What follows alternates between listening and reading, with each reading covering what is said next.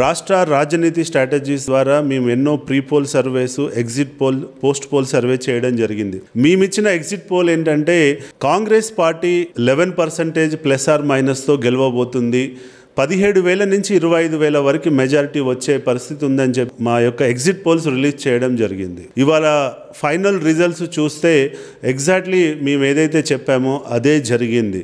ఏ survey agency కూడా predict చేయనంతగా Congress party 25,000 majority వస్తుంది అని చెప్పి అంచనా వేసినటువంటి ఏకైక ఆర్గనైజేషన్ ఏదైనా ఉందా అంటే అది మా రాష్ట్ర రాజనీతి స్ట్రాటజీస్. ఏ పొలిటికల్ కన్సల్టింగ్ కంపెనీ కూడా ఇంత అక్యురేట్గా ఎస్టిమేట్ చేయలేదు అన్నది కూడా వాస్తవం. మీరు ఇక్కడ స్క్రీన్ మీద చూసినట్టుగా మీరు నెంబర్స్ అన్నీ చూసుకోవచ్చు ఎంత ఎగ్జాక్ట్గా వచ్చాయని చెప్పి. మేము కాంగ్రెస్కి 50% వస్తుందని చెప్పాము, కాంగ్రెస్కి 50.83% రావడం జరిగింది. అటు బీఆర్ఎస్కి 39% వస్తుందని చెప్పాము, బీఆర్ఎస్కి 38.13% రావడం జరిగింది. బీజేపీకి 8% వస్తుందని చెప్పాము, బీజేపీకి 8.76% రావడం జరిగింది. అంటే ఎగ్జాక్ట్గా మేము ఏదైతే చెప్పామో, మేము 25,000 మెజారిటీ అని చెప్పాము, 24,711 ఓట్లు రావడం జరిగింది. అదండి మా యొక్క ఆర్గనైజేషన్ యొక్క అక్యురసీ అని చెప్పి మేము చెప్పొచ్చు.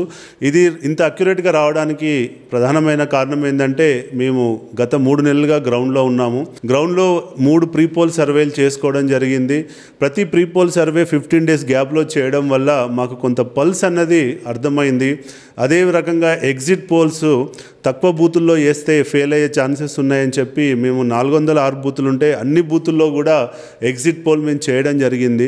ఎగ్జిట్ పోల్ బయట పెట్టే ముందు కూడా మళ్ళొకసారి డౌట్ వచ్చి, ఎందుకంటే అన్ని సర్వేలు బీఆర్ఎస్ గెలుస్తున్నాయని చెప్తుంది, మరి మనము ఇలా చెప్పొచ్చా లేదా ఒకసారి క్రాస్ చెక్ చేసుకోవాలని చెప్పి పోస్ట్ పోల్ సర్వే కూడా చేశాము. ఆ పోస్ట్ పోల్ సర్వేలో కూడా మాకు అదే రిజల్ట్ వచ్చింది, 10 to 12% లీడ్ ఉండే ఛాన్సెస్ ఉన్నాయని.